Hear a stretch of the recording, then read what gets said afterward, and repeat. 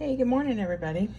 It's been a little bit since I've done a video. I've been kind of busy, just odds and end things, and I wanted to do a quick video today because I was able to make a run down to my local Costco, and I was able to pick up this, which is pork belly. It's unprocessed pork belly, and with the prices of everything, if you go buy, your 1 pound package of bacon, it's pretty expensive, right? So one of the things about, do-it-yourself homesteading type things is that the less processed something is, generally the cheaper it is.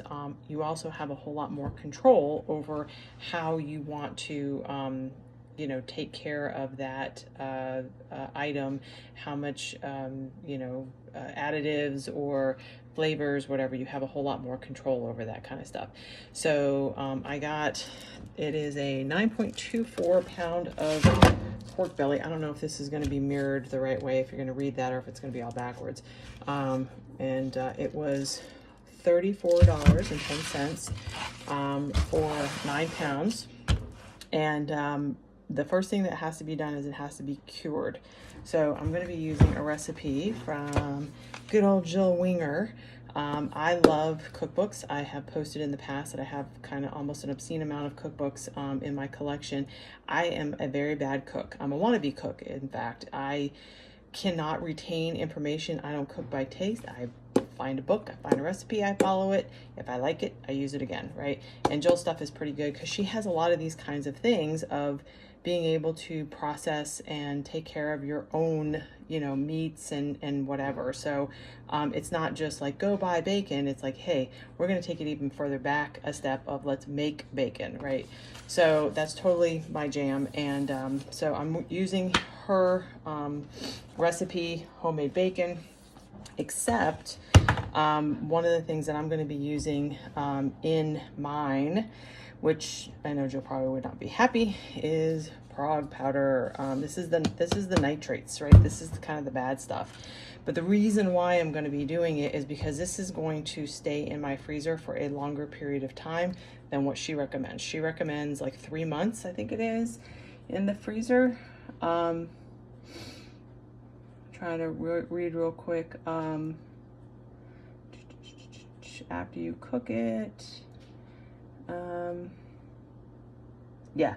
refrigerator 7 days, freezer 3 months. I don't want something that's only going to last 3 months in my refrigerator, or I'm sorry, my freezer. I want it to last like, I don't know, 6 months or a year, right? So this prog powder will help with that. I'm not going to use as much as what the instructions on this call for. This calls for a level teaspoon per 5 pounds. So for this, I would use 2 teaspoons. I'm only going to use 1. I'm going to help it hopefully last a little bit longer. I've done a ham this way before. It came out fine. You can tell kind of that it does have that, I don't know if nitrates you could say actually have a taste, but there is like a difference. Once I put everything, the rub together, I'm going to put it in a bag. These are super, super handy to have. These are 2.5 gallon jumbo bags. It says 12 count. This is an old package that I have had. I just bought some the other day. They're now 10. Welcome to inflation, everybody, right? So it is a super big bag. I'm probably going to even have to fold this in half in order to get it in here, but this is literally the largest bag that I have, and it will marinate in here for the next like 10 days or so until it goes out into the smoker and we actually will smoke it. Because one of the things on here says cook to a temperature of 145 degrees. Jill's instructions say you can either use it in an oven or however to 150 degrees. So pretty similar, and that's what we're gonna do. All right, so here we are. I got my cure and everything all mixed together: brown sugar, salt, the preg powder, rosemary, brown sugar, pepper. Those are the things for the cure. I've opened up the meat, and this is the back side, all that fat, and then obviously the front side.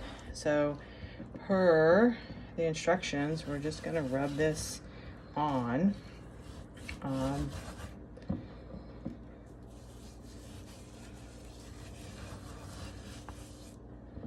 And this will probably make an absolute mess. I have my bag ready to go, opened and everything.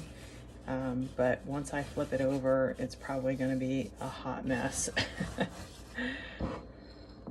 And I kind of want to try and get this as good as I can on the exposed meat side. Oh Lord. Yeah. Got tumblage of the rub. My dog will be very happy about that, sadly. Can push it in or not, I don't really know. Maybe I can fold it in half. Yeah, that's actually not half bad.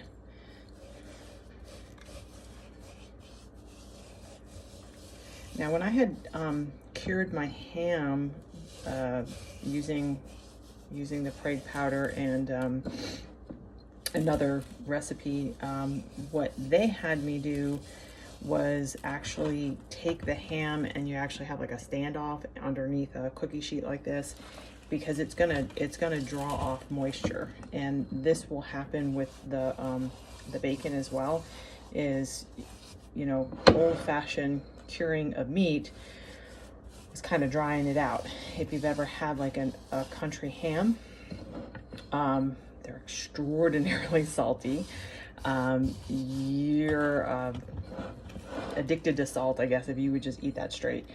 Everybody that we know, you know, you cut it, and I think sometimes, I don't know if they come pre-cut or whatever, but they will cut it and then they'll soak it in water to try and get rid of some of that salt, because it's a lot. And then I mean, it's stable for like seemingly forever, right?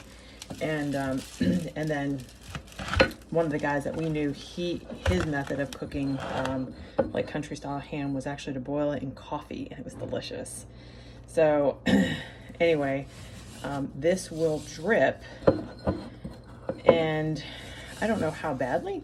According to the directions I'm following, it will drip and it will have liquid within the bag. So what I'm going to do is follow the directions, and I'm going to drain the liquid off daily. That's what it says to do. So here it is in my bag, kind of popped up weirdly. I got extra stuff and throw it in there and zip it up, clean my hands, and then this stays in the fridge for 5 to 7 days while it cures, and then after that it will get smoked. And we have a choice with our smoker that we have. You can do, you know, hickory or apple or whatever it is that you like. So anyway, that's what we'll be doing for the next portion, and I hope you found it helpful.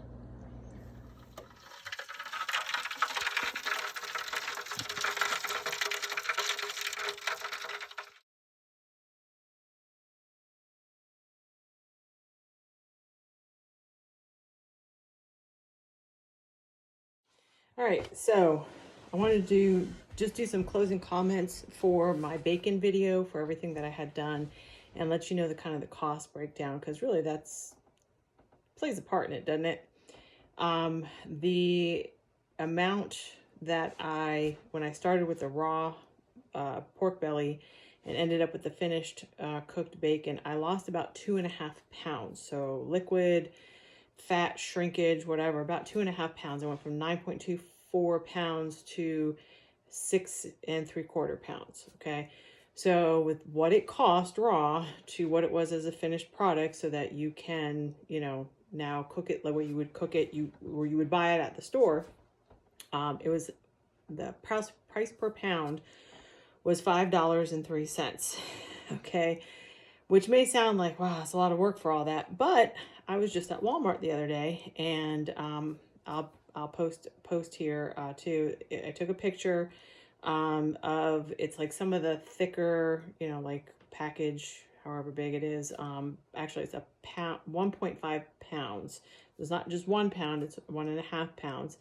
That 1.5 pound package was $17.94. It was Right brand. And so when you figure it out per pound, that it's like $11.96 a pound.